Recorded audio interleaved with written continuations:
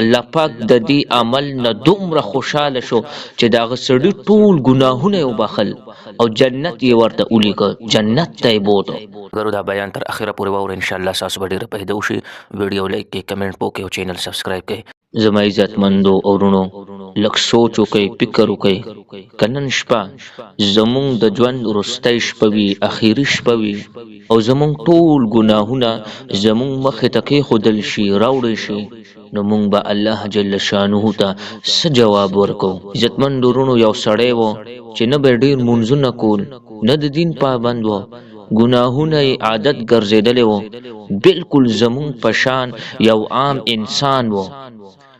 یو ورځ هغه په سفر روان و، ګرمي ډېره سخته وه، په لاره کې یو داسې منظر ولیده چې د هغه ژوند یې بدل کړه.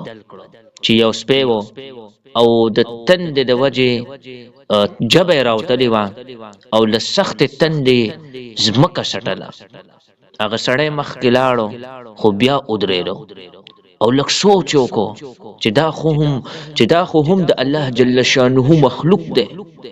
ورونو نه هغه عالم و، نه ولی و، نه خلکو هغه نیک انسان بللو، یو عام انسان و، ګناهګار انسان و. خو د هغه زړه نرم شو، هغه خپل بوټ وباسو او د کوهي نه یې اوبه راوباسلې او هغه بې ژبې حیوان ته یې ورکړې. نه چا کتل، نه څوک شته او نه څوک ویډیو کوي، یوازې الله پاک کتل. او زمون ګران نبی صلی الله علیه و آله وسلم فرمایلی دی الله پاک د دې عمل نه دومره خوشاله شو چې دا غسړي ټول ګناهونه وبخل او جنت یې ورته ولیکه، جنت ته یې بوته. فکر وکړئ زما عزتمند ورونو، یوازې یو عمل او د دوزخ نه نجات د مونږ او تاسو له پکار دی چې مونږ او تاسو یو عمل کو اکو وړکو ولینی. نو زمونږ بعضې وروڼه بایګان هغوی وړوکی عمل پرېږدي، مړه دا خو وړوکی عمل دی، که دا مونږ وکړو نو څه چل دی؟